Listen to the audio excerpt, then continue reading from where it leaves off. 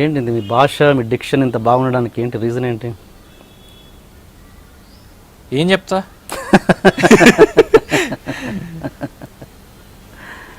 బాలసుబ్రహ్మణ్యం గారండి శుభప్రదం సినిమా చేస్తున్నప్పుడు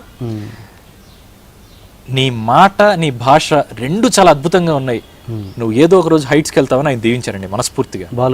బాలుగారు okay.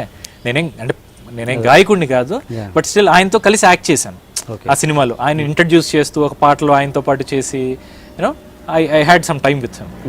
So of the shoot కూడా నేను ఆయనతో మాట్లాడుతున్నప్పుడు ఆయన ఆ దీవెని అందించారు నాకు.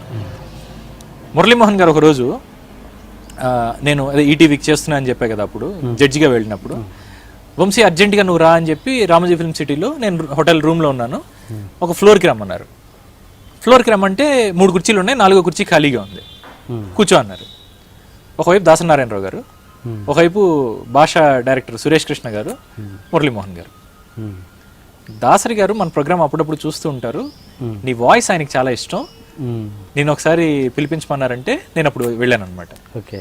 సో దాసరి గారు అంతటి మనిషి, అంటే నేను పూర్తిగా మళ్ళీ పేర్లు చెప్పకూడదు, ఈ రోజుల్లో అతనికి తప్ప ఇంకెవరికి ఇంత వాయిస్ లేదు అని ఒక హీరో గురించి చెప్పి, నీ డిక్షన్ చాలా అద్భుతంగా ఉంది, నీ వాయిస్ చాలా బాగుంది, నువ్వేదో ఒక రోజు అద్భుతాలు చేస్తావు, మన ఇద్దరం కలిసి చేస్తాం అన్న మాట కూడా అనేసారు.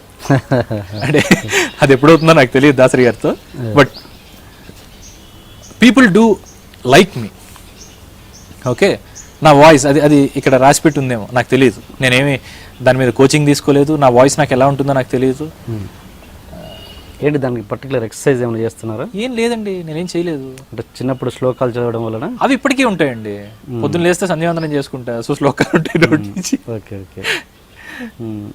అంటే ఏదో దానికి ఉంటే ఎక్సర్సైజ్ ఏం చేయరు మరి. ఈ భాష డిక్షన్ గురించి ఎందుకనంటే ఇంటి పేరు చాగంటి కదా, చాగంటి కూడా చరగారైనా మీ రిలేటివా బంధువా అని డౌట్. బంధువు కాదండి, అంటే మాది శ్రీకాకుళం వైపు, ఆయనది కాకినాడ వైపు. సో ఎక్కడో 2-3 తరాలు పైకి వెళ్తే ఏమైనా కలుస్తుందేమో కానీ నాకు తెలియదు. ఎప్పుడైనా కలిసారా ఆయన్ని? ఆయన కలవలేదండి, ఇప్పుడు కలవలేదు. అయితే మీకు డిక్షన్ గురించి ఇంకో మాట చెప్పాలి నేను. ఇదే ఇండస్ట్రీలో మళ్ళీ పేర్లు చెప్పలేను నేను, క్షమించండి. నీ భాష చాలా క్రిస్టల్ క్లియర్గా ఉంటుంది, నువ్వు ఒక యాస పెట్టుకుని యూనో తేడాగా మాట్లాడన్న సలహాలు కూడా ఇచ్చారు. అలా ఉండొద్దు అని. దానికి ఏంటి ఆన్సర్? వాళ్ళకి అది చేతకాక అలా అన్నారేమో నాకు తెలియదండి. ఇంకొక ఆర్టిస్టే అన్నాడు, అందుకు చెప్తాను. Okay okay. కానీ హీరోలా క్యారెక్టర్ ఆర్టిస్ట్? హీరోలేనండి. ఓ. కానీ does it make any sense? మీరు చెప్పండి, భాష మార్చుకోవాలా నేను? అదేం లేదు, బాగుంటేనే కదా నేను కదా అడిగాను. అదే ఎక్కడ ఒకసారి మిగిలిన వాళ్ళందరూ కొంచెం లేట్గా రావటం, ఏదో ఆయనకి కోపం వచ్చింది. జనరల్గా మాట అనరు అసలు ఆయన. ఓకే. ఒకరోజు బ్రేక్ఫాస్ట్ చేస్తూ మాత్రం చిన్న క్లాస్ స్పీకర్, ఏమనుకుంటున్నారు అసలు సినిమా అంటే